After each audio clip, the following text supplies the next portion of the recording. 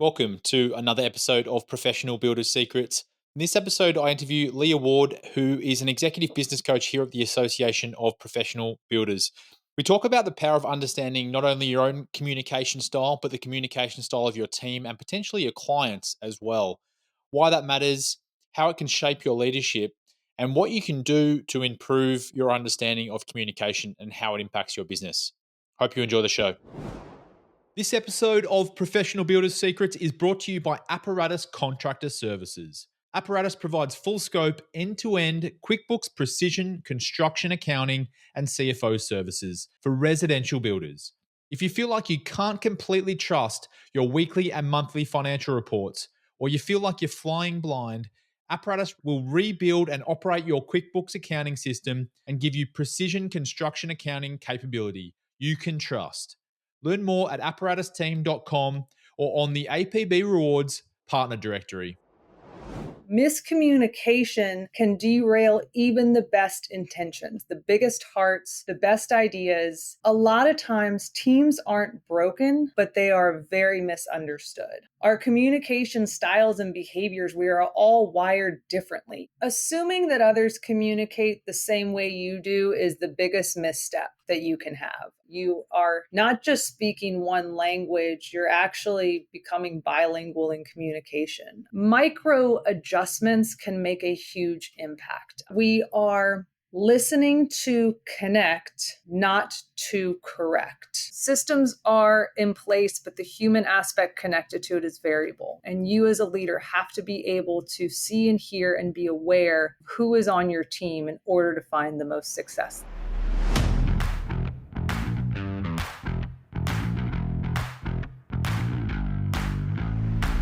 Welcome to Professional Builders Secrets, the podcast for building company owners who want to grow safely and securely. I'm your host, Will Blunt, and today I'm joined by APB Executive Business Coach, Leah Ward. Leah, welcome to the show. Hello, how are you today? Very good. We were just chatting about how you've recently moved to Chicago and you're getting used to the cooler weather at this time of year after being in North Carolina previously. Can you share a bit about your background in communication and communication styles? Yeah, absolutely. So, communication and finance are my happy place. It's kind of an odd combination, but I guess it must have been about 10 years ago. It was actually my first dip of the toe into the water of coaching. I started doing financial management for a professional development company that fully focused on DISC values and attributes, which is a version of a communication assessment. So it really quickly became the core of everything that I've done. If you think about it from a perspective of taking a reflection back on the scenarios that you've been in, being in finance, my style didn't always align with everybody else's finance, and I felt like I didn't fit in. And when I was able to learn about the different communication styles and how we're wired, it made me realize that I was supposed to not fit in. My style was different. I didn't need to adapt to theirs. I needed to be aware of theirs and not let it be a detriment to me. So, really, from that point on, it has been the core of everything that I do professionally, personally, as a coach. And early on in my career, I realized that in a lot of teams, miscommunication can derail even the best intentions, the biggest hearts, the best ideas. And a lot of times teams aren't broken, but they are very misunderstood.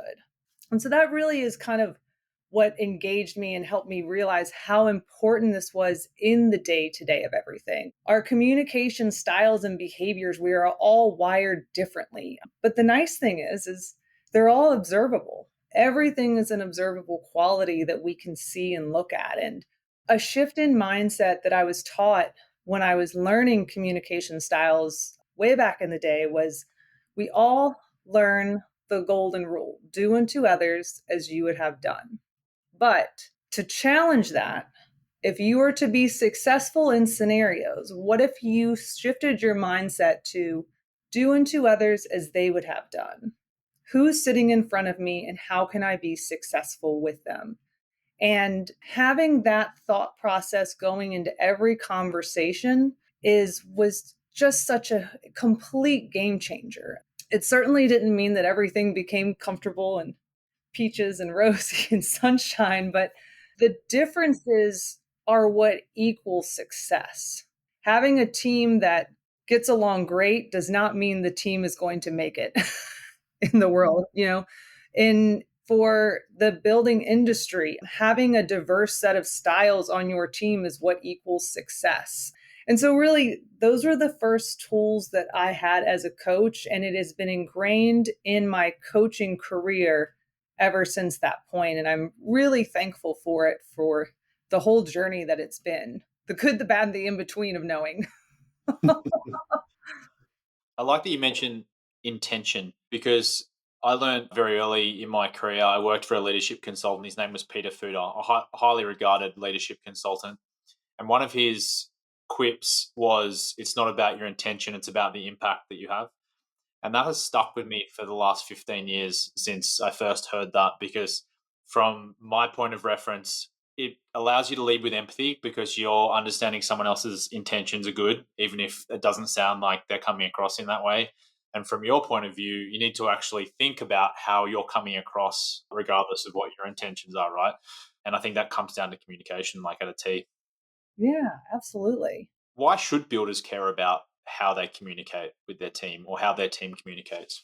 When you think about your communication styles and dynamics that are showing up in your business, I believe there's over 19,000 styles. And I'll refer to DISC. That's, a lot of what I'm trained in for that. And when we talk about DISC, if you break it down into four quadrants, you have an external processor and an internal processor, and a task driven and a people driven. And everybody fits into one or two of those quadrants of style. So think about it: if you were a people driven external processor, you are excited and probably saying things very quickly before you thought of them.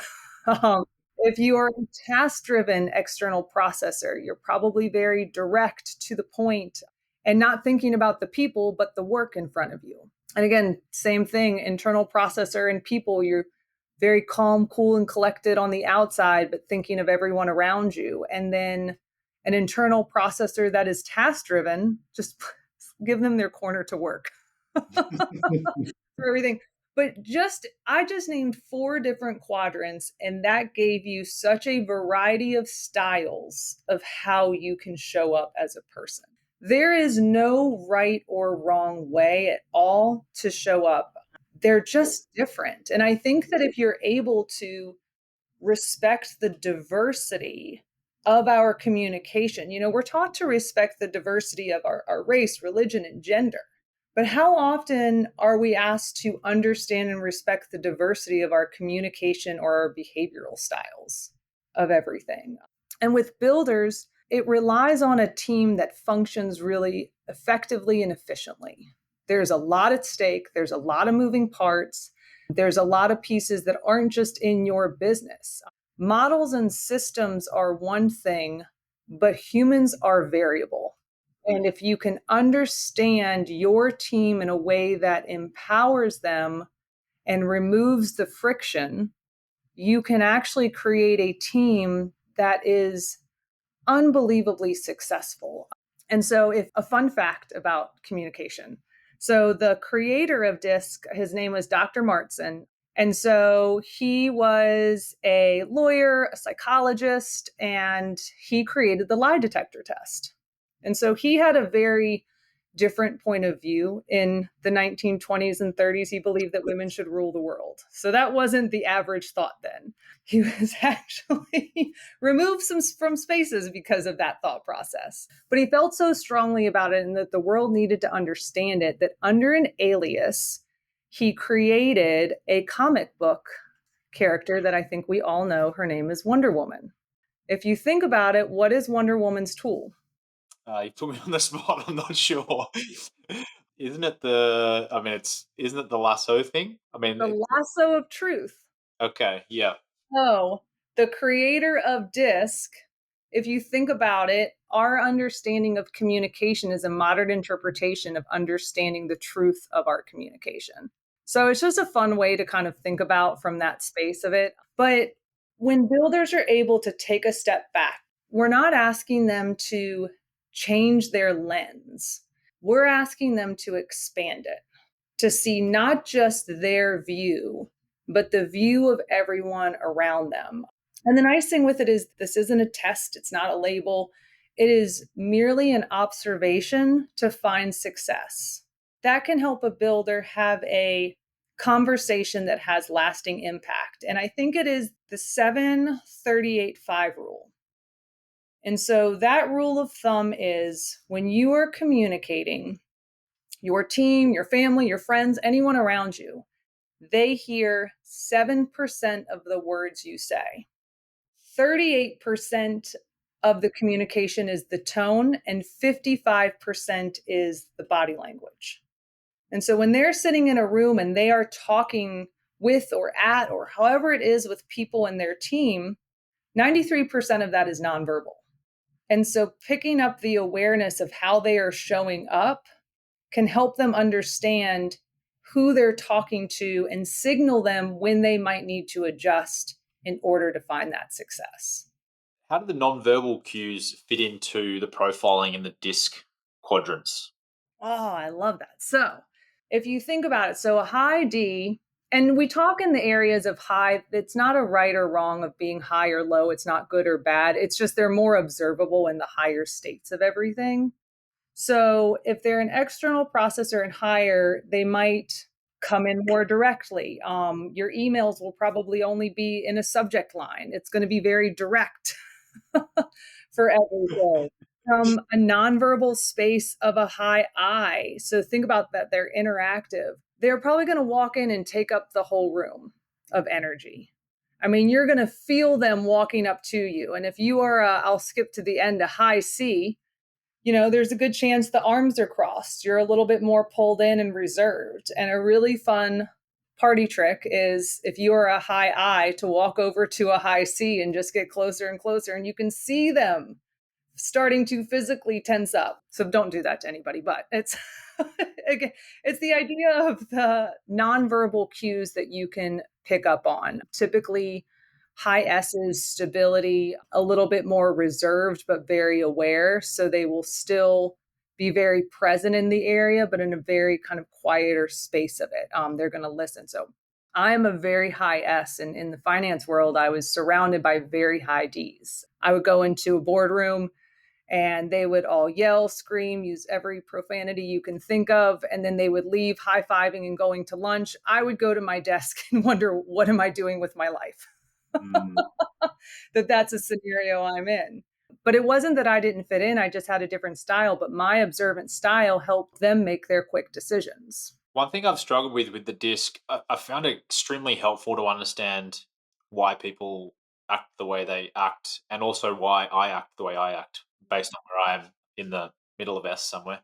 But one thing I've found at times is I've caught myself pigeonholing myself or other people based on where we sit in the quadrants, Mhm. rather than looking at it holistically and saying you can have attributes from each quadrant. Yeah. How do you handle that kind of ecosystem? So the reason why DISC is so widely used, or the idea of communication and understanding that is so powerful, is that because it brings in a neutral language.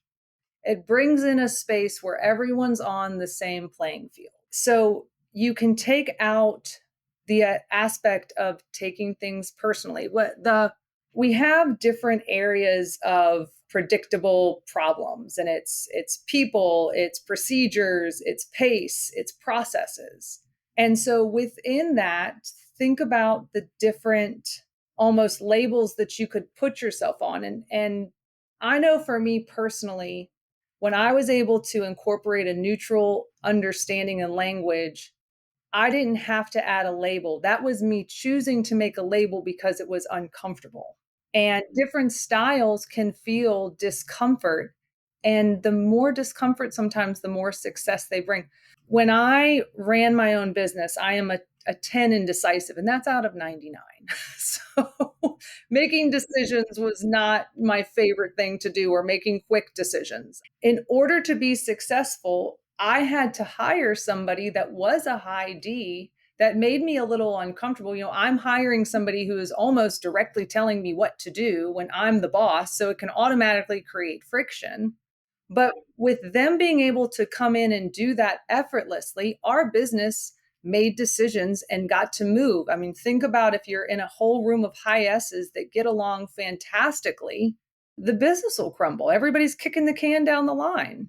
There's no urgency in it. And so I think that if you're able to understand and appreciate how the other styles bring so much impact to the table, it's almost like you want to surround yourself with those different styles. For me, I hated making decisions. Having somebody that came in and made all the decisions of all of those natures, I still had the final call of it, but they made a majority. They would say, I'm going to do this or that. And I could say yes or no.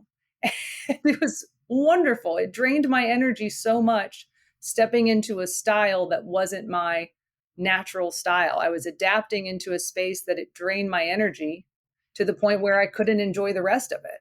Is it as simple as saying, as a business owner, that you just try and hire a balanced cohort of communication styles? If we're looking at DISC as a whole, for those that are listening in and don't know what DISC is, you might want to pause, go and at least look at the graphic of DISC and then come back so you know what we're talking about.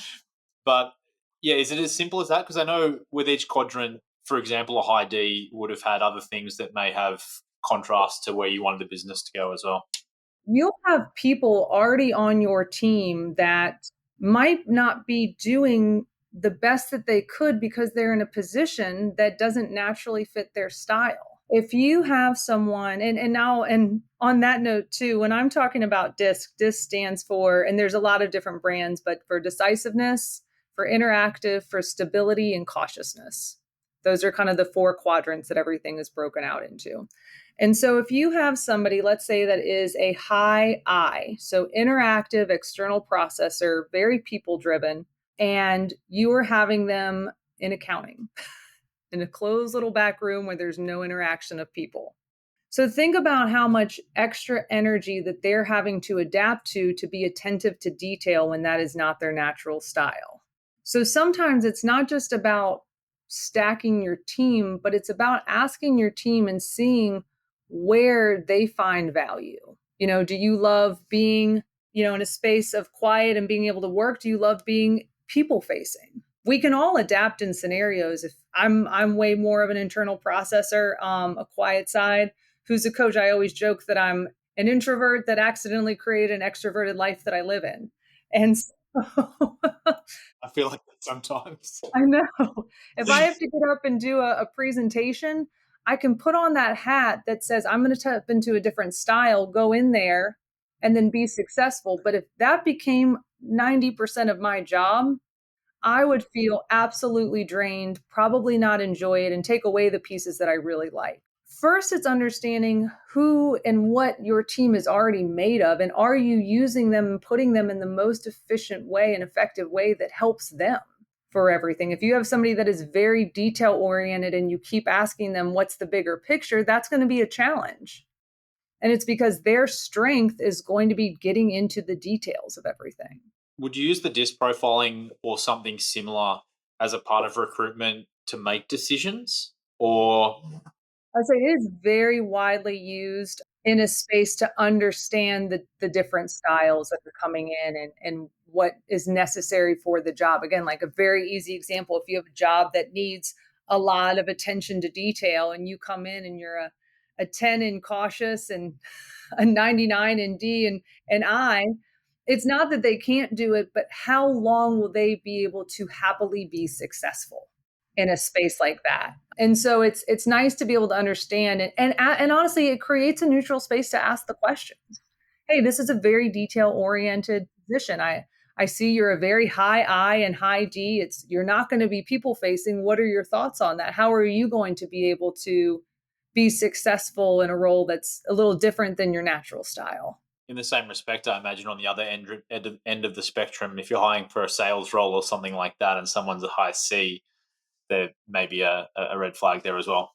Yeah, and we found a lot of that, through years that I've worked with a lot of people. They would be in a sales role and really struggled, and they weren't driven by people. They actually were exhausted by people, and they just wanted to go back and work in the data and the numbers. And so, how can they be successful in a space like that? How important is it for a business owner to understand their own communication style as well? I think we've spoken a lot about communication styles in general and probably leaned more towards what your team's communication style is. Yeah. But what about being self aware? When a builder or a business owner can understand their own communication style, everything starts to get easier. The first thing that you can notice is a drop in tension. Conversations are more impactful for everything. It can transform your relationships, which then impacts and transforms your operations. I hear a lot of times just by asking a couple of questions, again, not even taking a disc assessment, but just thinking about the observable qualities. You know, how is your team showing up? What are your team's strengths?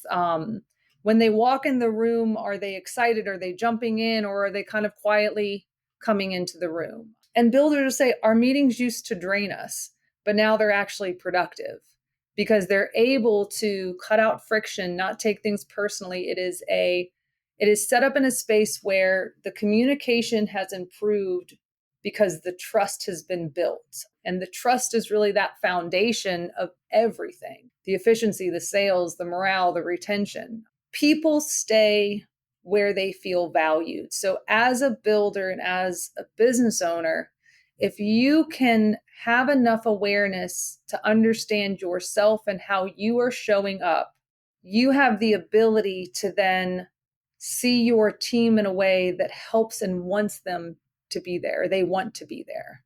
They are connected to you. They feel understood, and people stay and work harder. And it's the shift for builders in their business from managing to motivating. But you have to understand your own communication style to be able to start leading differently. And again, this isn't to change anybody's style.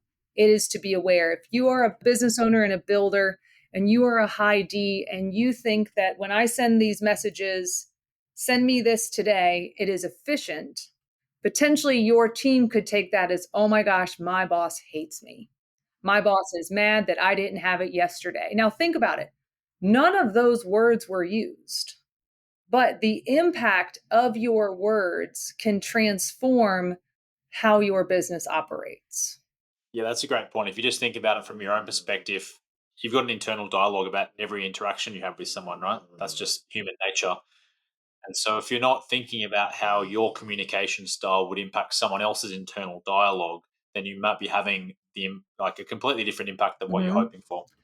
Yeah, and it's, not to oversimplify everything, but what if in a world for this one thing, we didn't have to overcomplicate it? What if it was just taking a second to pause and instead of reacting, reflecting on what your style and preferences are, and then even just asking your team?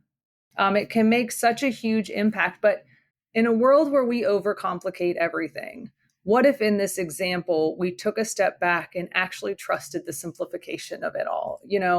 Understanding who we are better to help our team be more productive, to feel seen, to feel heard. And the simplest part of that is asking the question, is understanding, again, we only see the world through our lens. And again, sometimes I'll get a little pushback. Well, why am I having to adjust in this scenario? But think about your capacity. Like, if you have the capacity to see and have awareness and to step out and say something a little differently to empower somebody else, isn't that a gift, not an extra step in your day? Yeah, I think if someone's thinking, why should I have to adapt? That's probably a fixed mindset, which isn't attuned to growth in any aspect. Uh-huh.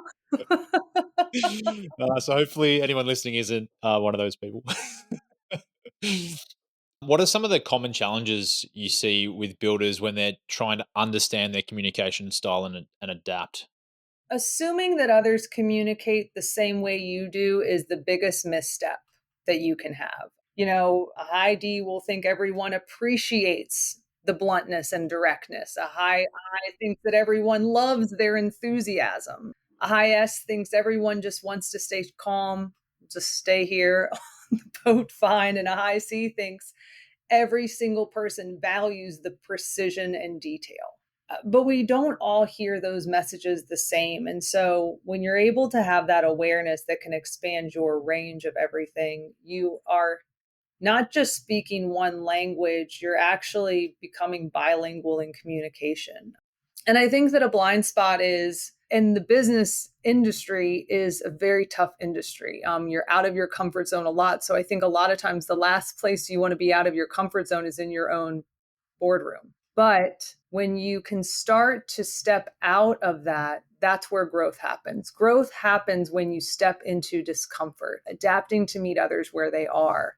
And with that, it's creating a trusting, safe space to have the conversation. And so those are a lot of the kind of the blind spots. And really, I'll come back to the 4 Ps, the predictable areas of conflict: people, problems, pace, and procedures. And in coaching, my favorite breakthrough is when a leader, a builder will finally see that how their team's responding to them is not personal. It's predictable. Everything changes. You're taking out the emotional aspect and you can start to lead with intentionality. So, for any members out there, APB members, if they want to learn more about effective communication, we do have training in the member portal that they can dive in called Effective Communication, funny enough. And for non members, highly recommend checking out DISC and looking at ways that you could potentially do an assessment on yourself or maybe on your team as well. There are plenty of services out there which offer that at a low cost or even free. I know some recruiters in our partner program do have a free disc profile for any new hires and things like that. So could be a great starting point just to start understanding everything a bit better. If from your point of view, Leah, what would you say is a good way to get started improving in this area of communication? So, awareness always comes before change. And awareness starts with observation. I'm asking my builders and the people around me, I am asking them to pause in a world where they are having to move very fast. But if you can start to observe before you can act, you aren't just noticing the tone, the pace, the body language, you're observing it. And after a conversation, ask yourself, did I adapt to them? Did I expect them to adapt to me? And that golden question of when I go in there, who am I communicating with? And how can I adapt successfully to this person? And if you can answer those 2 questions in any conversation, then you've already practiced really that advanced communication. And I think for builders, remember that micro adjustments can make a huge impact. Match someone's pace for 30 seconds before just diving into your point. Mirror their tone or their energy slightly. It helps build trust, it helps build connection instantly. And remember that we are listening to connect, not to correct. That's a really good key to remember. And the other thing is, and I know that this seems silly to say, but communication is a learned skill. I mean, we do have to practice it. It's not something that just comes naturally for everyone. When I'm coaching, it would be a disservice if I coached everyone exactly the same. In that scenario, I'm asking them to adjust to my style. And I find success in being able to adapt to who's in front of me to find the most success. For a high D, and if you have a high D on your team, if we have an hour session, there's a good chance we'll wrap up in 39 minutes or early because they're on task, they're on point. If I'm trying to hold them in that session to hold on to a time frame that I feel like is where they get the value, that's a disservice to them. I've now wasted their time. For a high I, if I walk into the meeting and I don't have a few minutes of pleasantries, ask how their day is, I've now lost the emotional connection that I'm going to have in a session with them. And in I, it's helping them feel heard and that they are valued. And then in a C, making sure that whatever I bring to the table is brought by facts so they can start to build trust with all of that. And so I think that the biggest thing that they can do is just start to observe. Take those extra few minutes in each scenario and ask yourself, because every builder, every team member communicates differently. And quite honestly, that's the beauty of it. I love how much diversity we have in our communication styles. And when you can adapt your communication style to help theirs, you will engage your team faster, you will have deeper trust, and you'll get results sooner, which I know ROI for everyone there. And that's what makes communication so powerful. And I think I said it earlier. Remember that systems are in place, but the human aspect connected to it is variable. And you as a leader have to be able to see and hear and be aware of who is on your team in order to find the most success there. Just as you were saying all of that, it got me thinking we've spoken a lot about self awareness around communication style and then team members. But the other benefit to understanding your communication style and understanding the cues of other people's communication styles is that you could build better rapport and have better communication with your clients as well, I imagine. Oh, yeah, we didn't even touch on the client No, aspect. we didn't even go down that path, which is probably where builders could see the biggest impact on their sales and things like that as well. Yeah, I mean, think about it. So if you have a high C as a client that comes in and you are talking in kind of bigger picture, they're going to immediately lose trust in you. They've probably already done 10 times more research than half of the team has coming into this. So being able to match and have a conversation with facts is going to immediately build that credibility. And the same thing goes with all the other styles. So being able to understand what the client needs and how to be successful with them, that's going to build a relationship that stays. Remember 738 and 5. They're only going to hear 7% of your words. They're going to hear 38% of your tone and 55% of your body language. Yep. That's a good ratio to remember. It's kind of alarming as well, 7% of the words that we say get heard. Well, and think about the digital world that we live in. But even if they are having a virtual meeting, them coming in with their arms crossed, that's going to feel very different than if they're more engaged. And again, having their arm crossed could be very engaging for them, but how are other people seeing it? Well, Leah, I feel like we could talk for many hours about this topic. I can tell you're very passionate about it. If there's any builders out there that really want to turn up the dial and better understand the way they're communicating with their team and their clients, obviously go straight to the source. And yeah, thank you so much for coming on the show today. I've really enjoyed the chat, and I'm sure everyone that's listening has got a lot of value out of it. Absolutely. Thank you so much. Also, a big thank you to our listeners who have tuned in today, wherever you are in the world. If you like the show, please subscribe to Professional Builders Secrets on your platform of choice. And if you're feeling generous, leave us a review. But until next time, have a great day.